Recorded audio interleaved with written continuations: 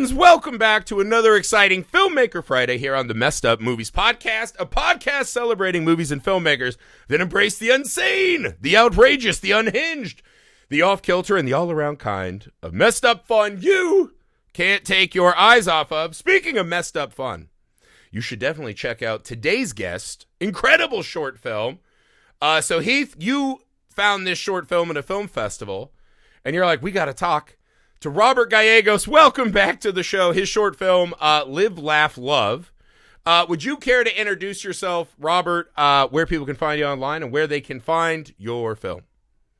I am Robert Gallegos. I am the writer-producer of Live, Laugh, Love. I can be found on Instagram at Robert_Slobbert999. The film is making the festival rounds, so it is not available for streaming yet, but it will be, should be by the end of the year. If you want to check out the trailer and other stuff, we are on Instagram at Live, Laugh, Love Movie, at Live, Laugh, Love Movie on Instagram. Hell yeah, man. So let us know, guys. We will make sure you have any information you need to follow Live, Laugh, Love going forward. Heath, would you like to start off? So you actually went and which of our movies was even in Chicago? I know I couldn't go, sadly. Yeah, it was Hit and Run. We were there with our little buddy that Jack Carroll. Piece of shit. Movie. No, I'm just kidding. Carol, I love you. I kid, Carol. Made our biggest short of all time. Way to go, brother. So go ahead. So yeah, we're in Chicago, and it was a small theater that was. It had a great turnout. I mean, it is Chicago. It was a really good area. What area is that? Remind me, Robert. I can't remember now. Oh boy, I feel like it's near DePaul. I don't know. Yeah, exactly it was close. It was near DePaul. I don't yeah. know what area that is. Sorry, yeah. I since you're a Chicago, are you Chicago native? I know you live there now. Yeah. Okay. Mm-hmm. I just deferred to you and your expertise there, but it was it was a really cool fest, and I think Robert might have been one of the first people that I talked to there, because we're all kind of, wallflowering and, just trying to get into the whole thing. I don't know who to talk to and this and that.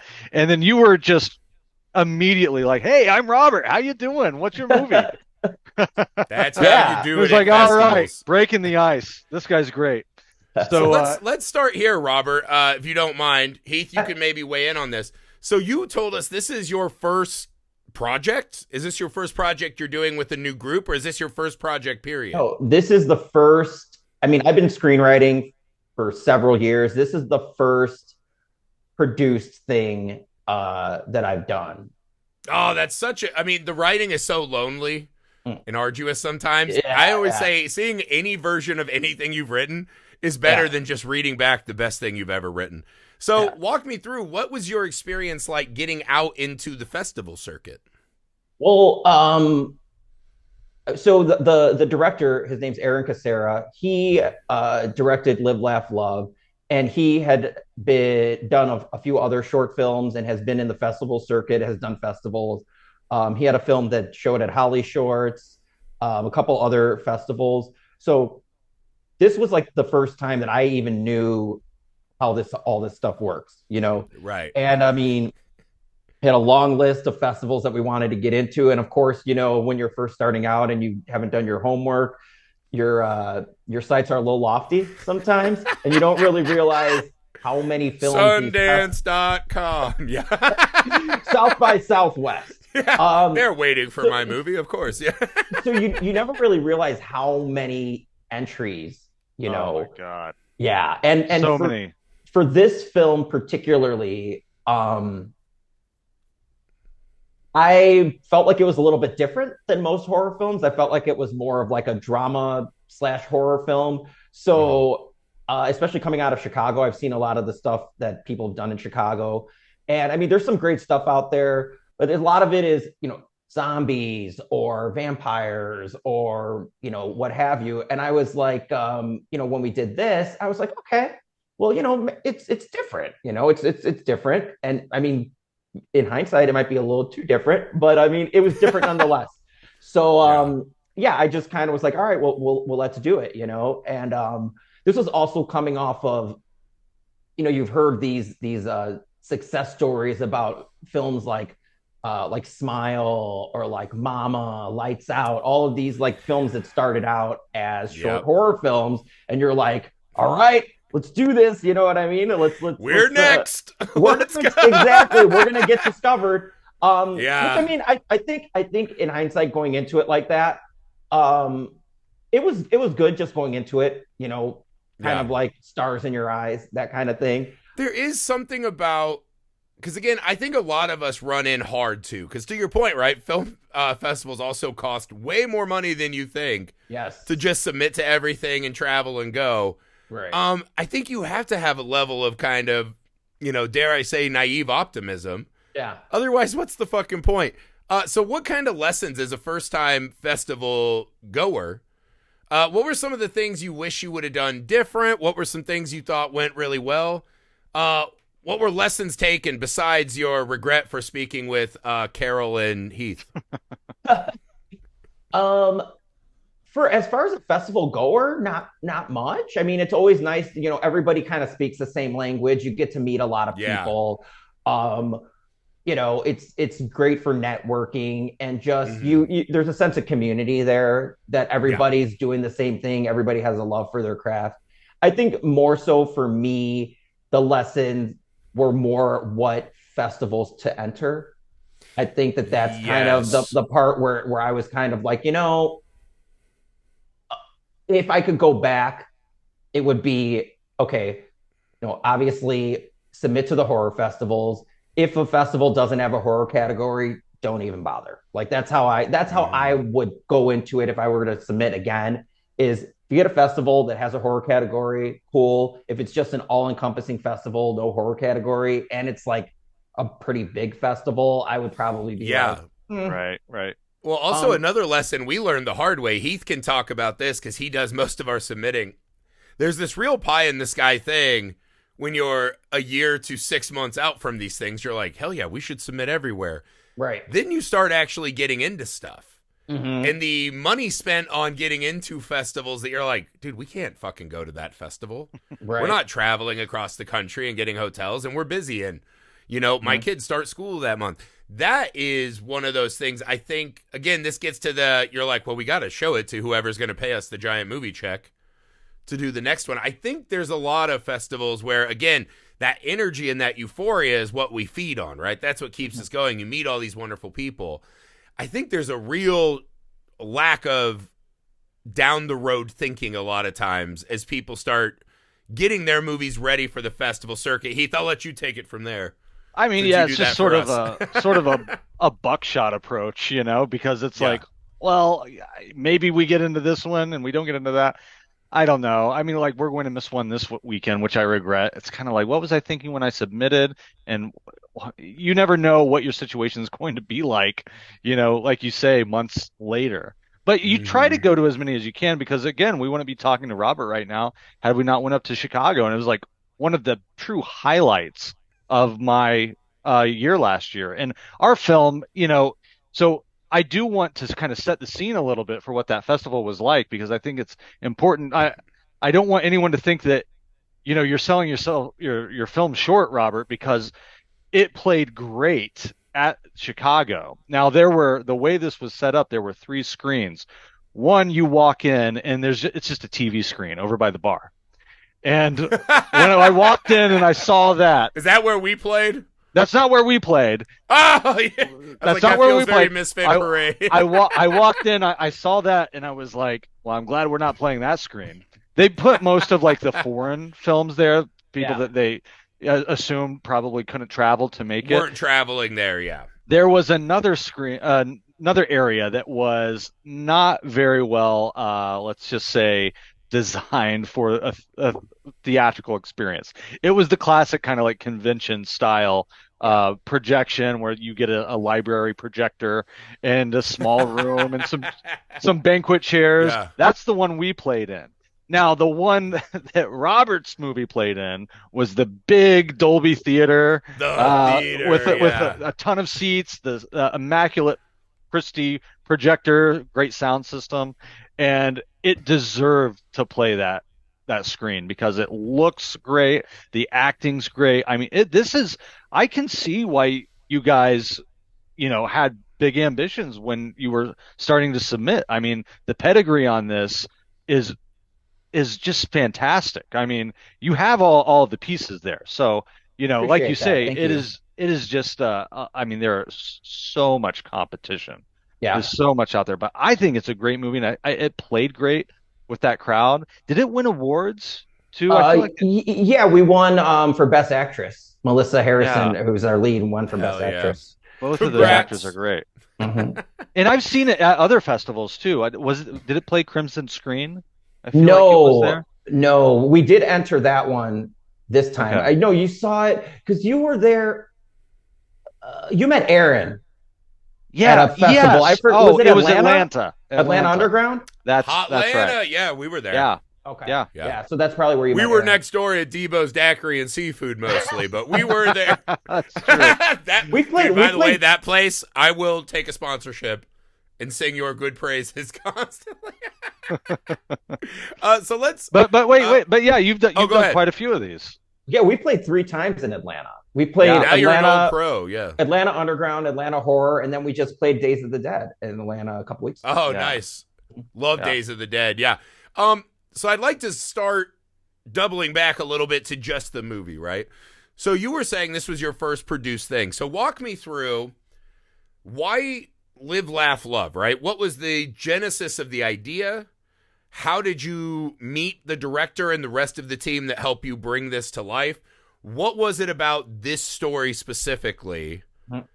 that had you pull the trigger now, right? You said you'd been writing for a while. This was the one. So walk me through kind of the genesis of this film. So I had written this true crime screenplay that it's about these murders that took place in my hometown, Elk Grove Village. So it's a suburb of Chicago in the 70s. And Aaron and I, the director, we went to high school together. Nice. So we kind of like he lives in Brooklyn. We kind of like lost touch, and we knew of each other in high school, but we weren't like buddies. But we were like we were like had like kind of we're friends with kind of the same people. Mhm. But so I had put something up on Instagram about this true crime script, and Aaron sent me a message and was like, "Oh, hey, everybody knows of this lore, Elk Grove lore." And Right. he was like, "Well, let me take a look at it." So he read it and he really liked it. And so we started just kind of having these weekly like kind of screenwriting calls or whatnot, just to talk about stuff we were working on. And I had just written Live, Laugh, Love. I rewrote Live, Laugh, Love, and I wrote it just to like submit it to like a contest. I think it was Killer Shorts or something. Right. And I basically just was like, oh, that looks like a cool trophy. I'd like to have that. So I'm just gonna submit this Oh, short. dude. Okay, so I'm on that too. Festivals, be alerted. If we see bomb ass trophies, we're Yeah. coming. I Yeah. have 3 in mind right now that if I don't win someday, I will feel tragically hurt. That I'd rather have more than an Oscar, I'm telling you. So Aaron was like, oh, well, do you have anything else? And so I sent him Live, Laugh, Love.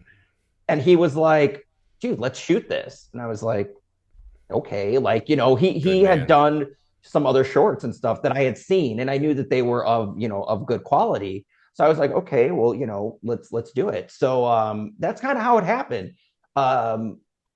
He wanted to do it. He's kind of the first person that had ever had any kind of experience. I mean, he's like a cinematographer by trade, and he edits, and he's been in the industry for a while. And I was like, Mhm. okay, your stuff looks really good. Let's do it. So that's kind of how we got started.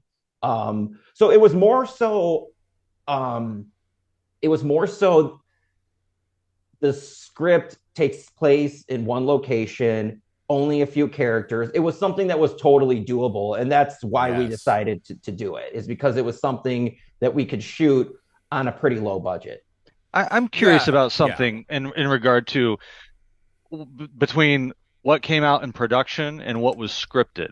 Mhm. The device that you have, or the framework, I guess I should say, of going back to he's looking at something. What is he looking at? We Mhm. keep going back and forth from this conversation or debate that the husband and wife are having, Mhm. and then flashing to something that we imagine is going to happen in the future. And so that gives us this anticipation. I thought that was a really great way to kind of keep us hooked, keep us questioning, what are we about to get into? Was that something that came about in the edit, or was that always in your script? That came about in the edit. Interesting. Originally, the script is written, it's linear. So it starts off with the argument and it goes to the end. There's no intercut of him, Justin, walking down the hallway.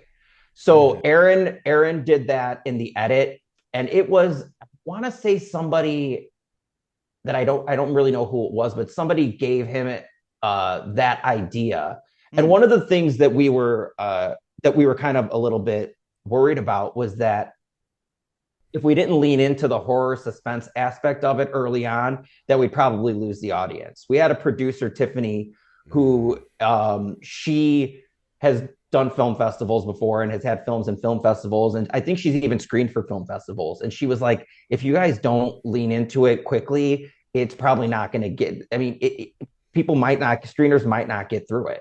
So we decided to do, the intercut of him walking down the hallway. And it's honestly, it's one of the things that every festival, we get a compliment on it, every single one. And the first time that I saw it, since it wasn't the way I wrote it, I was like, absolutely not. No, really? I was just the not. Butchering of my words. Yeah, dude, I do that all the time too. Just like when I saw it, I was just like, no, like this is just, and I slept on it and I watched it again and I watched it again. And I was like, okay, all right. Because it started to get me to think like, okay, well, you open like this, something happened, you don't know what happened, but then it starts to get your mind going like, did he kill her?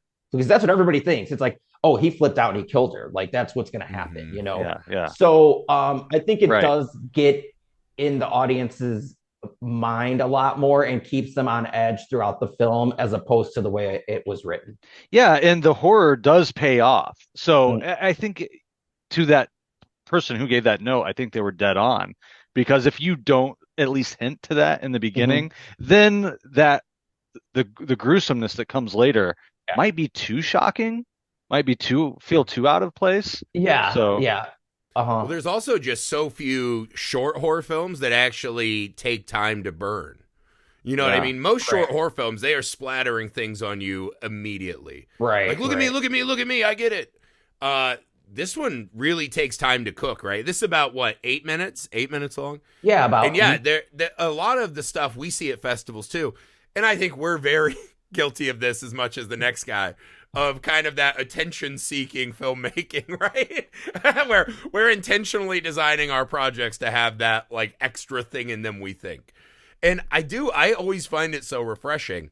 And I think this gets to my next question, right? So you are not only the writer, but you are one of the guys helping produce this.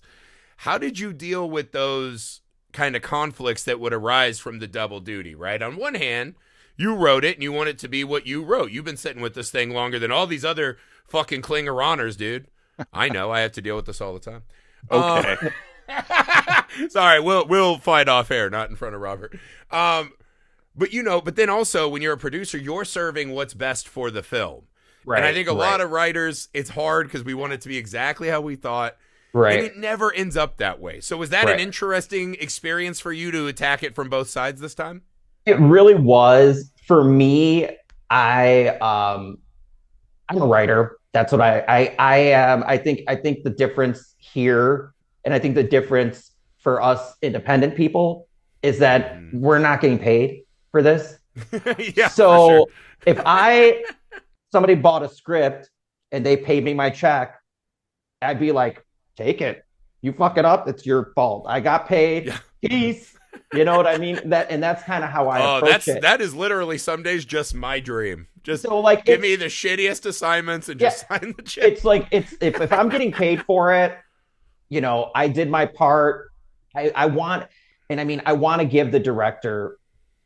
I'm done with it. I want you to do what you want to do with it, and I want to appreciate your vision. And I understand that it's not going to be to a T what I wanted, but being a producer and when you're helping fund it, it's a little bit different. Mm-hmm. So yeah. you're like, okay, it's like I don't want to care, but now I have to care because it's like now it's more of a I would have more creative input than if I would have gotten paid for it and I would have just rode off into the sunset.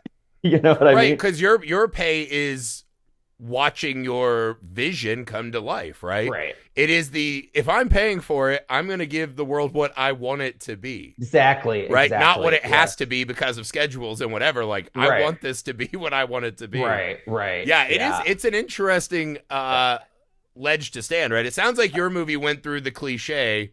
You write the movie 3 times, right? You write it. Yeah. Then on set, you rewrite it. And then in the edit, rewrite it. And it sounds Right. like in each of those phases, you found new elements. And as a producer, had to allow your writer's brain to let those good ideas in. Yeah. And I mean, which a lot of people might not know, but a lot of the movie's improvised. Really? Yeah. So Wow. it's the beginning. I would not have guessed that. The beginning argument is pretty much all improv until it gets to the point. There's like a point right before the girl comes to the door. Then from there on, it goes as scripted. Okay. So okay. Because I mean, as as a screenwriter, I'm sure you've all heard this. Everybody says, "Come in at the latest moment you can come in," right? So that's the David Mamet, right? Take your story, chop off the first 15 pages and the last 15 pages. Exactly. So in the original version of it, that whole argument's already happened. So when I first wrote it, he says something like, "We're never coming back from this." And she's like, "Oh, we can get through anything." That's where it starts. And then it goes.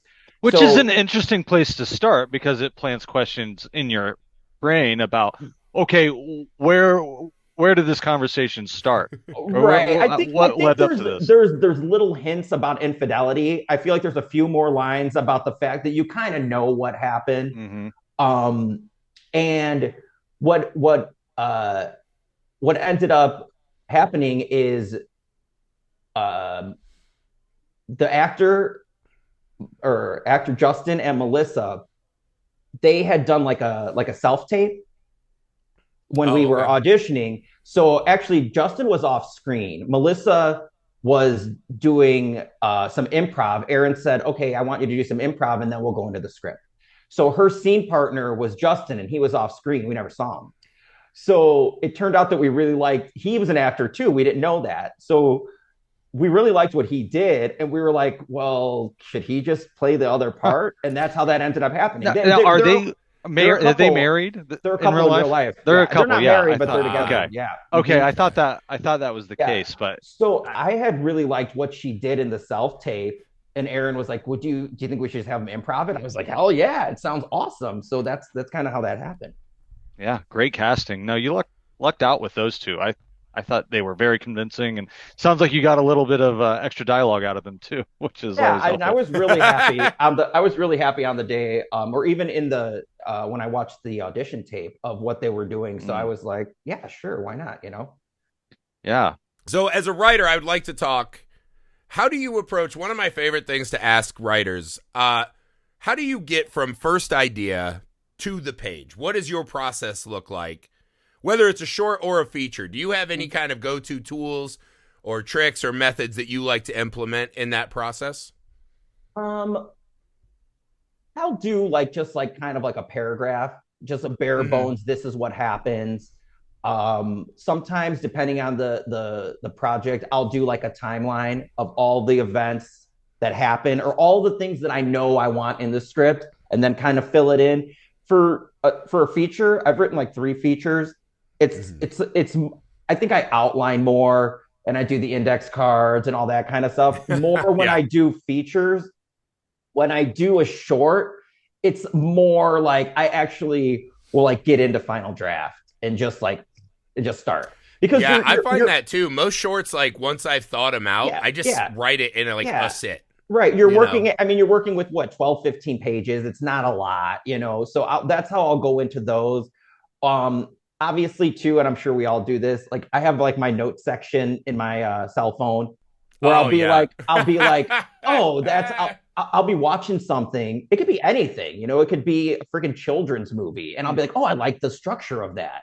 Or I like Yeah. how they use this device. And I'll like kind of write something or write a line of dialogue that I want to use. Oh So yeah. that's I'll do that a lot, is like put stuff in my phone.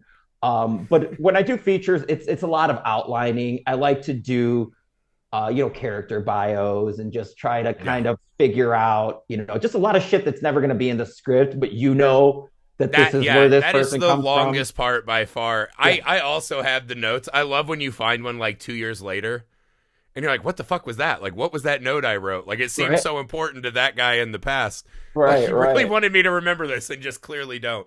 Um, Right. I always wonder, how do you not get bogged down? And I think writing horror movies is also an interesting task, right? There's kind of a mechanical nature to a horror script that feels like it's asking almost an extra trick from you sometimes in screenwriting, right? Mm-hmm. When you're writing a horror script, there is somewhat a clock you can feel on the page, right? I don't think it's like a exact science every 6 to 8 pages, whatever. Mm-hmm. But you do start feeling that need to remind the audience of the monster, the horror that's out there somewhere. Mm-hmm.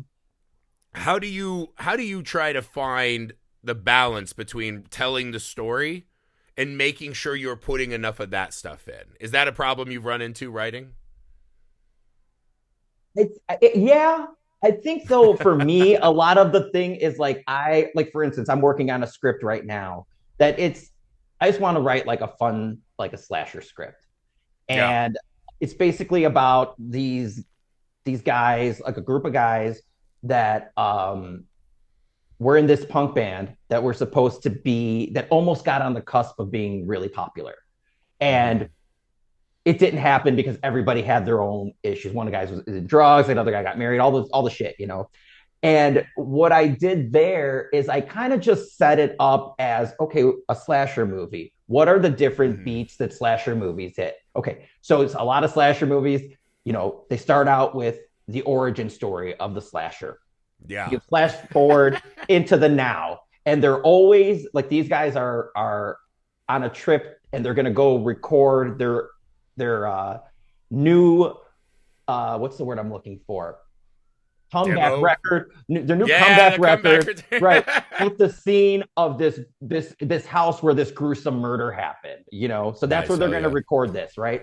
So then it's like, okay, so where do we go now? We're going to show them on the road, and what we're going to show them. Okay, we're going to start in a gas station because there's always somebody in the gas station that has to warn you about You know what's what's going so to. funny is hearing this, and I was like, I think I wrote this exact movie at one point. Like, we all kind of play in these same fucking playgrounds. Yes. Yeah. So then I kind of put these tropes, you know, but then I'll set up the kills, and then I'll write around the kills. So it's like I know So do that you this have any kills- way when you feel like, because I think a lot of us do that, you use other movies or tropes to kind of put the architecture in place for your story. Right? Yes. Yes. Do you do that sometimes, write the story and be like, now I got to go back in and try to flip everything upside down? Do you feel like it's a worthy exercise to try to always invert the trope, or is that something that's become a needless exercise we all try to do? You know, I think for me, like I feel like it makes it easier for me. I feel like I can write around the tropes just because to me, like this particular thing, I want it to very much be a formulaic slasher movie. So I don't necessarily want to do anything that's too like it's just my love letter to. I mean, I'm in a punk band. I've been in punk bands. It's my love letter to do. Sometimes that's enough. That's right? You know? That's what people sign up for. The amount of people I've heard who are like, we're reinventing the slasher. It's like, you're not. Yeah. You're not. You know what's going to happen in that movie? Right. People are getting stabbed a bunch. That's it. Right. That's all it is. And I feel like the slasher is, I mean, for this particular project, like I said, I did a true crime script that was very, you know, dramatic. There's drama and it's a thriller and all this stuff. Where now it's like I don't have to write in this kind of vacuum where it has to be realistic. It's like just me having fun, you know, or me just like I don't have to like make it be like, oh, would that happen? It's just like I want to do a body count movie. I want Yeah. to, just maybe like a little bit of a personal And backstory, people want to and then see just those kind of movies. go. That's the Yeah. great thing about it. You shouldn't feel guilty Mhm. about it because there's a huge audience that still love those. I mean, Right, they are just fun. They're fun rides to go on. right. Yeah. Yeah, I mean, I think of slashers like gas station pizza, right? They're usually not the best thing you want for dinner, but you know right, what? It still is not that bad. It's right, still pretty right. fucking good. Yeah, you could just throw it Yeah. on.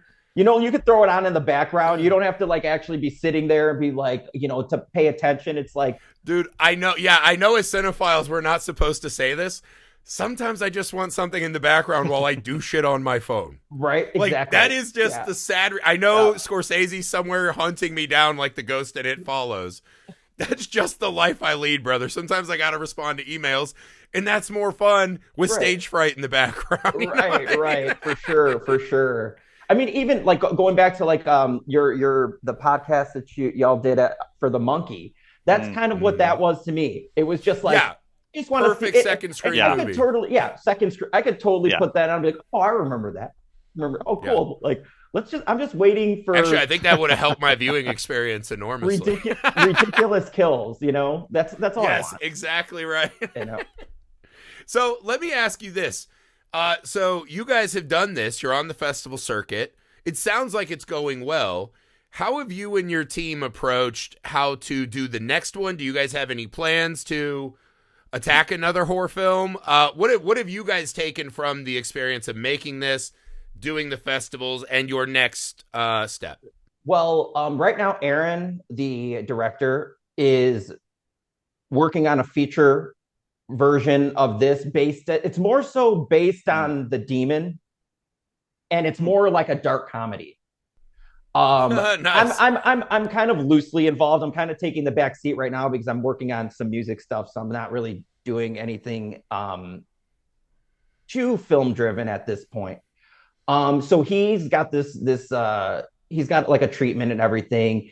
And basically what the story is about is it's about well, in Live Laugh Love, it's an infidelity demon. That's what the demon is. It's a Mhm. demon that goes after people that are cheaters. And this one is the feature is set in Brooklyn, and it's about this infidelity demon that finds its way into a polyamorous community, and It's and just getting summoned left, right, and center. the demon's motives are rewired because now everybody's a cheater.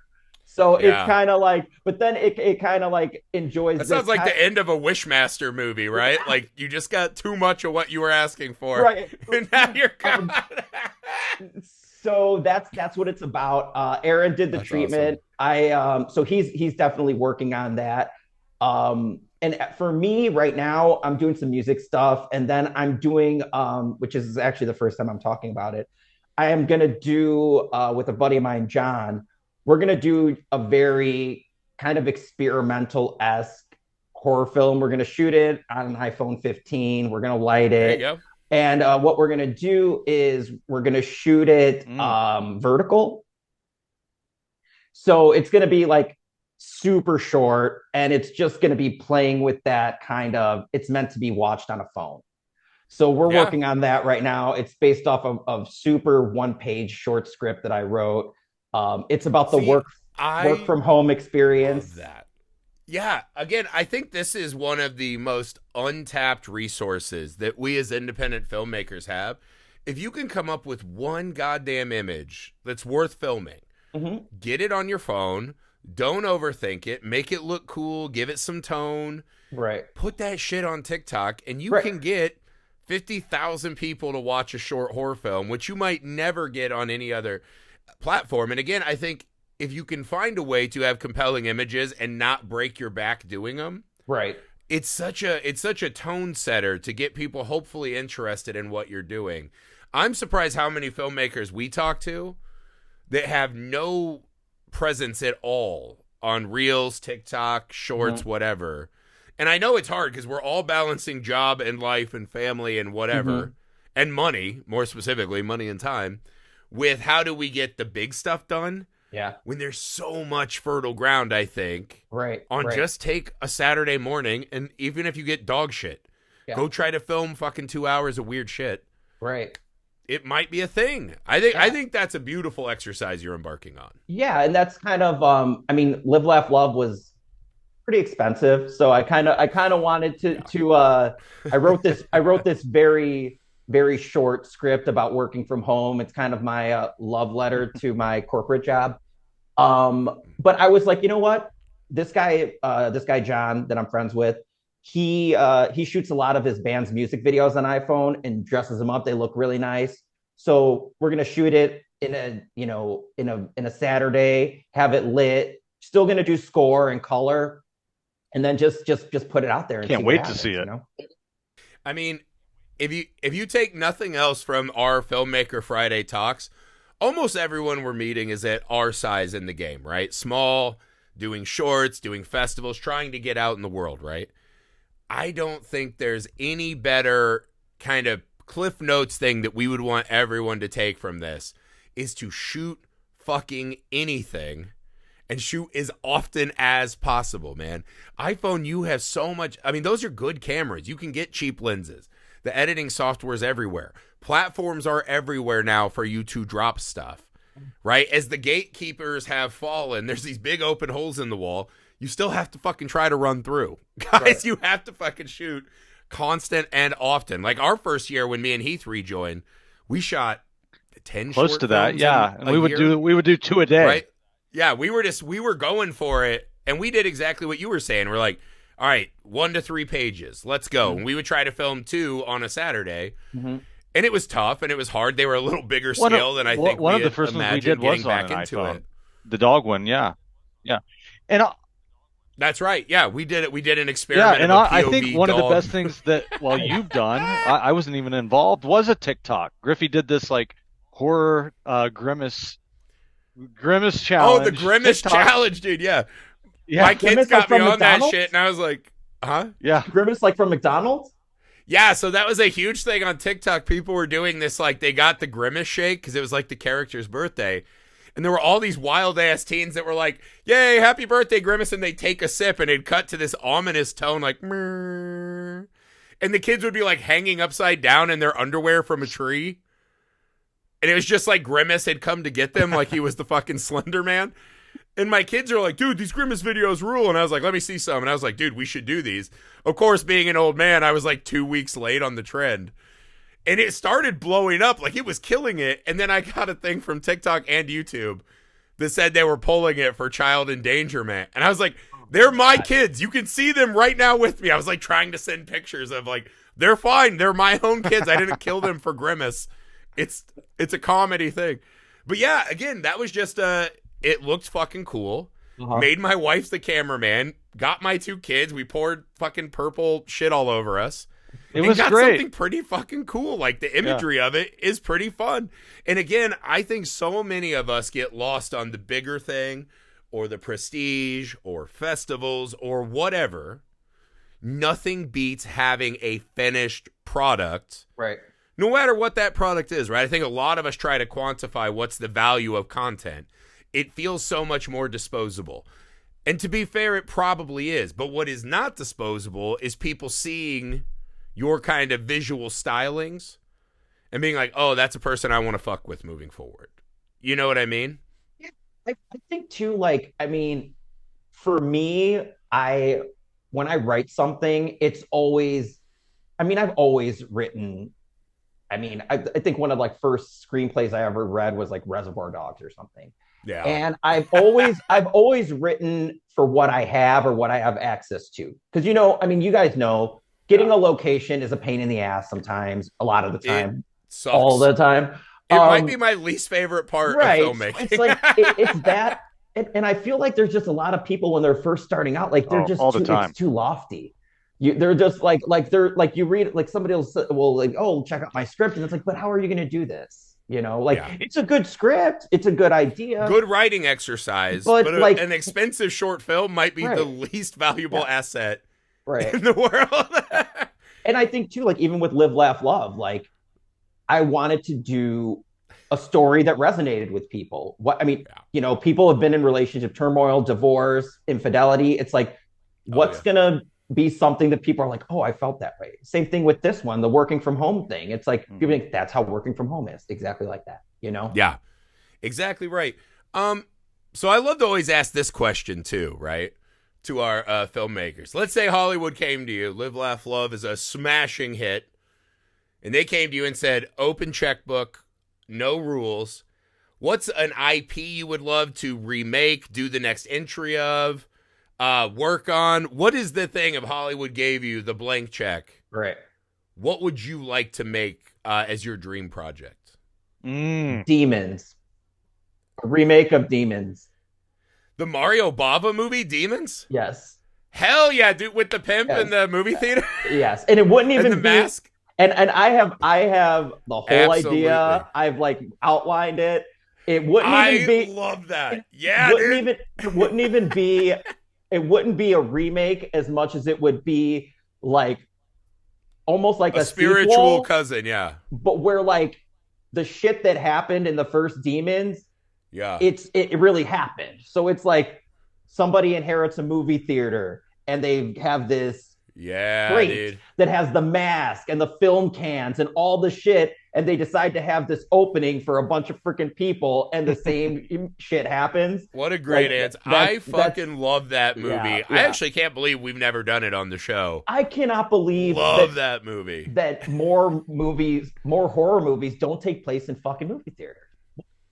Well, it's something Hollywood got really into. I think it got stigmatized. Like, it's like we love telling stories about ourselves and how hard it is to make movies. I think there's like a weirdness to it that horror fans are like, oh, that's a little too, weird. But it is a great place. Like that opening of Scream 2. So good. Was That's part of that insanely movie. memorable. Yeah. Also, you're like, if I had been in that theater, I would have been just attacking people violently. Like, shut the fuck up and stop flashing me with strobe lights. I'm trying to watch Stab. But it's such a perfect. I used to work at a movie theater, and I used to love when it was the end of the night and it was just me and the manager and the projectionist. A lot of times we were doing double duty.